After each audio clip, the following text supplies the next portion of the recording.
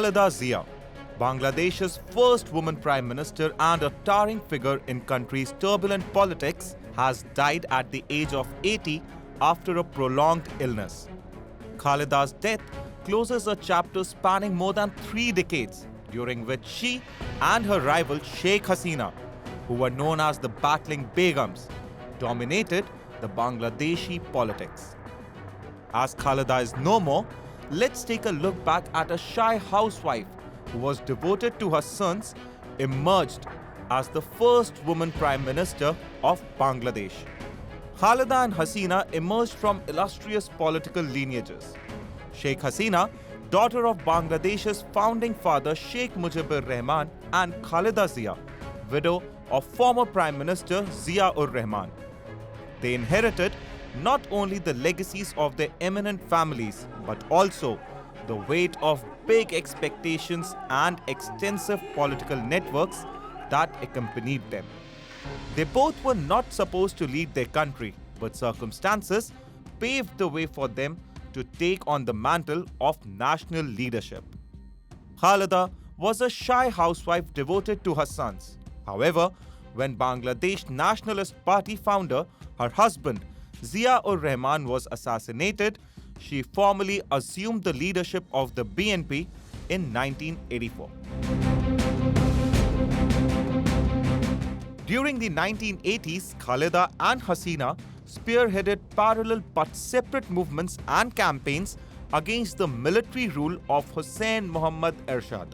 Even though they had big ideological differences, the two leaders came together to unseat Ershad's authoritarian regime.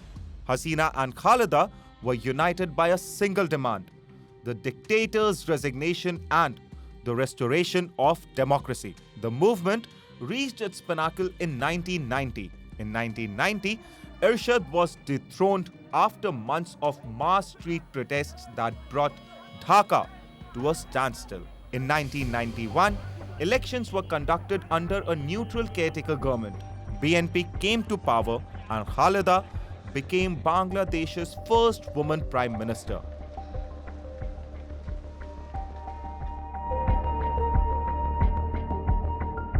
Khaleda Zia held the office of Prime Minister for 2 full terms, from 1991 to 1996, and again from 2001 to 2006. Her leadership carried forward the vision of her late husband Zia-ur-Rahman by integrating Islamic principles into governance, promoting the growth of private enterprise, and implementing economic reforms oriented towards market liberalization. During her first term, she carried out education reforms, improved the literacy levels, undertook economic measures that boosted foreign investment, and continued village-level administrative reforms that were initiated by Zia-ur-Rahman. In her second term, the BNP forged alliances with hardline Islamist parties including Jamaat-e-Islami and Islami Okya Chote, as well as with Arshad's Jatiya Party. The coalition secured 2/3 majority in parliament, but the tilt towards the right increased. Later, she was involved in intense institutional struggles and legal challenges.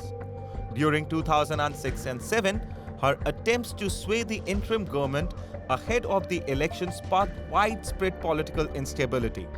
In 2008 elections, Khalida was defeated by Hasina and the Awami League.